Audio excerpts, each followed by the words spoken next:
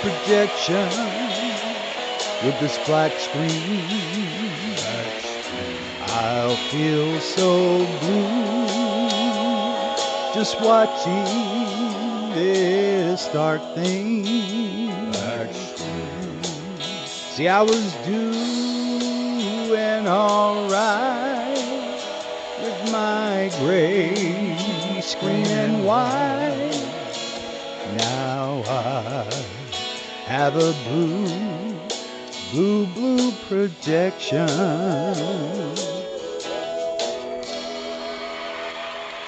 Thank you very much.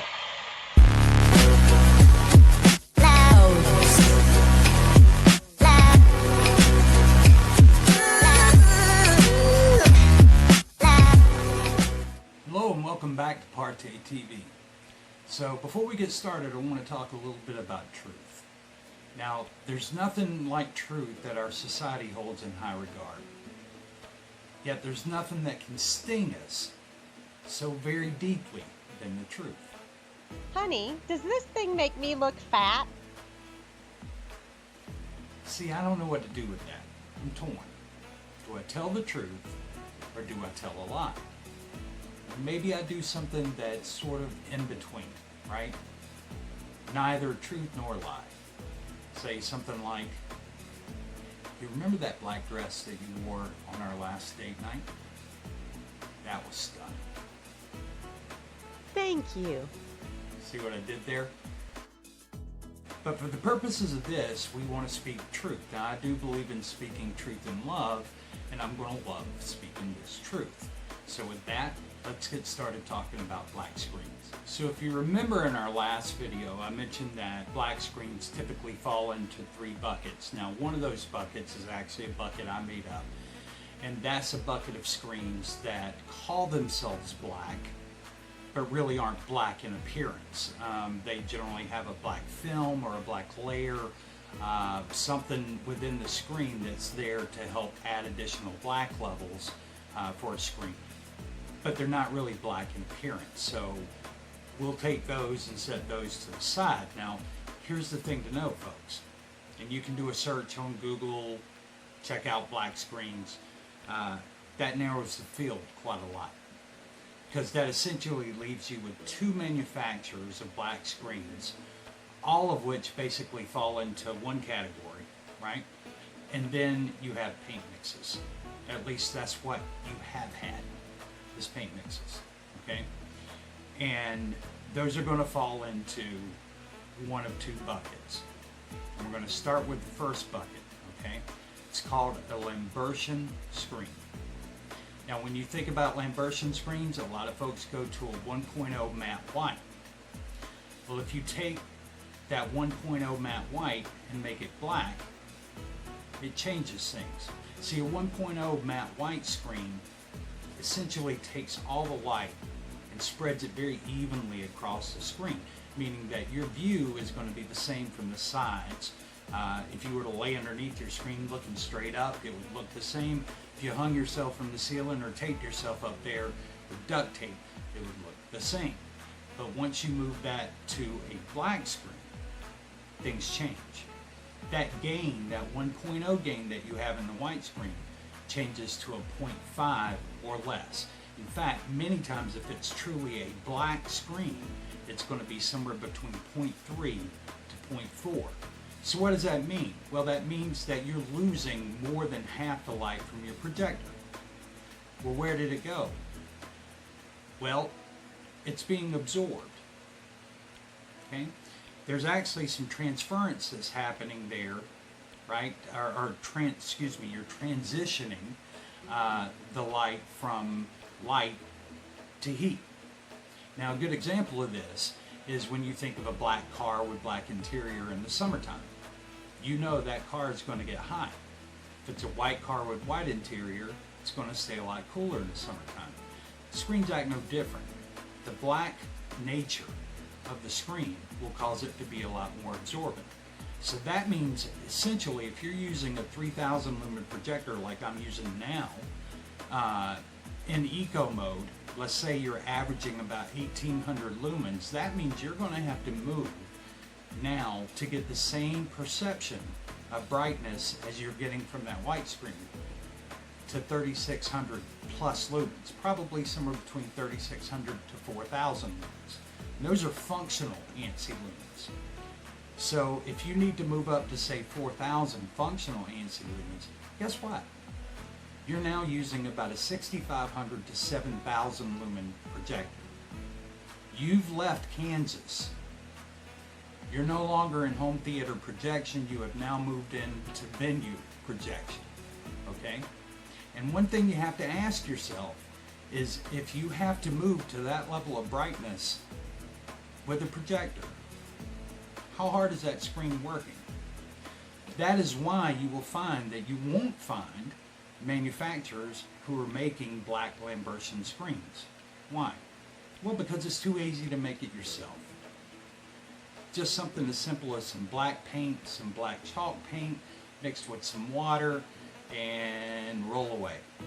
And then it becomes all about the projector, all about the lumens. You're going to be doing a very big jump in lumens to do this. Now, if you don't, if you go, say, with anywhere from 4,000, maybe you jump up from a 3,000 lumen projector to a 4,000 lumen projector, maybe a 5,200 lumen projector, inevitably you're going to get less than stellar results. And the reason for that is because your whites, your light grays, even some of your colors are going to pull a grayish blue, because your projector light is not bright enough to overcome the black nature of the screen. And you'll see it every time. You just have to know what to look for, and you have to look close, because a lot of times whenever you see, especially in the screen paint world, when you look out there, what you'll find is that there's a lot of trickery to make you believe that what you're seeing is that unicorn. And what is the unicorn? So we mentioned that in the first episode, but the unicorn is a black screen that is very bright from any angle. Okay? It is a unicorn. You get the horn or you get the horse, but you can't have them both. It doesn't exist, okay? It's not there. And there's a reason for that, because that defies the physical laws of light. And here's something for you to reference. You can go out and look up Lambert's cosine law. So that will give you a lot of information around why screens behave the way that they do, okay? So Lambertion screen, it is an approach. It is an approach that you can take, but just know that that approach is going to require you to go big in lumens, very big in lumens potentially, right? Which can be problematic in and of itself. Right? So the next group of screens are specular screens, and those are screens, think mirror-like. Okay, those are screens that will actually reflect back additional light or additional brightness to you using the same projector that you have today. Now, specular screens can range in gain, and I know a lot of people are probably, it's turning in their head right now, well, what if you took a Lambertion and you just tried to push it a little bit, right? The problem is that for you to get enough brightness out of that black screen to be able to make a perceivable difference, you're going to have to push the gain a bit. And guess what happens when you do that? A narrow viewing cone, okay? Meaning that it's going to be very bright from the front, but as you go off to your side angles, it will continuously get darker and darker. Now, some will get dark to a certain point and they stop, okay? And then some will actually get very dark from the side. But in either case, you're going to hit somewhere along the pathway what's called a half gain. And in that half gain, what you want to do is kind of look and see what that is. And sometimes you'll see it listed as small as 40 degrees to 80 degrees to 90 degrees. And then in your Lambertion screens, you would have a full 180. Okay? So that's a different approach, but that approach, while it will limit you on side angle viewing, so for example, in my room here, we don't really have any hard angle viewing. This chair here to the left of me is probably the hardest angle in the room, And even with a black screen, it looks pretty good because you're still kind of in that optimal cone. It's not in the brightest area. The brightest area would be here in the front, but you're still in that optical cone, so you get a pretty nice image from the side, even though it's a black screen. Now, if you have situations where that would be a limitation for you, then maybe it's not the best approach. But I would also say keep in mind what your options are if you're using a Lambortion screen, black Lambortion screen. There's also another thing I forgot to tell you about Lambortion black screens. If you're in a dark environment, and all of that I just talked about was a dark environment. If you're not in a dark environment, as soon as you turn on a good degree of light, that screen's not going to perform very well. Let me just say it that way. It's not going to do very well. Why? Well, because it doesn't know how to handle the light from any other light source any differently than the light from the projector. With a specular screen, as long as the light's not coming from as the light from the projector, any off-axis light is going to be dealt with in a manner to where it does not decrease or degrade your image anywhere near as fast. Lambortion screen doesn't take very long. I'm going to show you an example here. So this is a great example of using higher lumens on a Lambortion screen. I believe it's 5200 lumen Sony being utilized on approximately 100-inch screen in a relatively dark room. It doesn't look too bad, but what you notice is as soon as the lights come on, that screen starts to degrade pretty quickly, and that's because Lambortion screens will handle all light regardless of source kind of the same way. So it's going to spread that light across the screen will degrade. Now, just as more examples, these clips are the original image at the top and then the projected image at the bottom, and you can see using a 4200 to 4300 lumen projector in the dark still does not get you to a quality image. You're still pulling a lot of blue on a Lambortion black screen. So you're going to need somewhere in the ballpark of about 6,000 lumen projector or higher to be able to pull similar type quality. It's just that simple, folks. This is not a high gain screen. Here is a direct example of a Lambortion screen and a specular screen. So I'm going to have the specular screen on top and then the Lambortion on the bottom, and take it away. Alright, so what I'm showing you here is the difference between a specular type screen and a Lambortion style screen. The specular style is on top, the Lambortion at the bottom. I'm moving to the side so that you can see the relative brightness of both from the side angle, so you can see that the specular actually looks one for one from a side angle view as the Lambortion. Now I flip on the lights, and this is really sort of the telltale. You can see just how gray-blue the overlay is or becomes on that specular screen as soon as you turn the lights on. Now that little pop was me turning on the lamps, so I have 2 lamps in the room as well as my nano leaf light. So I was just trying to get as much light in the room as possible, plus I opened the windows. So all the windows around the room are now open.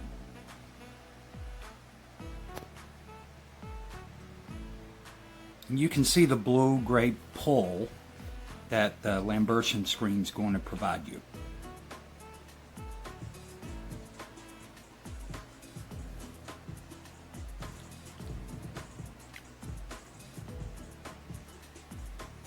Now this is on a darker contrast type image.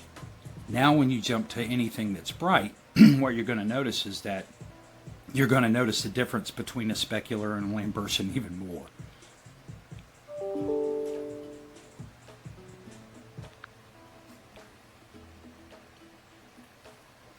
I believe now what I'm doing, okay, so the brightness I think I had set at -6 or something like that, and the contrast at about 6 to 8, and I'm bringing those back to 0 with all the light in the room, just so you can see it at par. And this is in eco mode. I believe I'll show that in just a moment, but it's in eco mode. I only push my projector to bright mode in rare conditions, and if I do so, I'll show you so.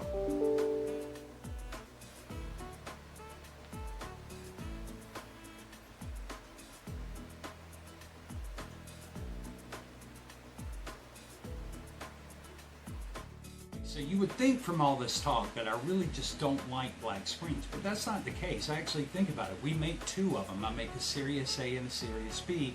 Series A is a little lighter, Series B is the darker screen. We'll be talking more about the screen features and stuff like that when we get to the product displays. But right now, just staying on the black screen thread. Black screens are some of the sexiest viewing you'll do in the right environment, but they're not good for everything. I would not, you can see from what we're watching here, in a small scale with a smaller image, this is about a 52 to 53 inch image behind me here. It's just a panel that I made for vacation. I'll show you something along that line in our upcoming third episode. But this one was taken on vacation with us just to use in the grilling station. But you can see that I enjoy, and I've taken a lot of time to make a very, very nice black screen. It's a specular screen. It's not a Lambortion. I'll never make a Lambortion. There's no reason. Once again, you can make it yourself. And even if you make it yourself, once again, you've got a lot of hurdles to overcome. Now, if you go with a gray or a mid-gray or a dark gray, you can get away much better and less lumens. But as soon as you go true black, something that people would point at and say, that is a black screen, then you're in a whole new uncharted territory. Well, it's actually very charted. It just becomes uncharted for people who start searching for the unicorn. So once again, the horn or the horse. For me, if I had to make a recommendation, actually I won't even recommend. I'll just say my personal opinion, and I think you already know it, is I would be specular. That's the only kind of black screen I'm going to make. It's the only kind I really want to watch. With any kind of Lambortion black screen, there are ways that you can watch it that you can kind of cheat and get a decent image, but it's going to be a small image, and with most consumer projectors you're going to have to be a lot closer.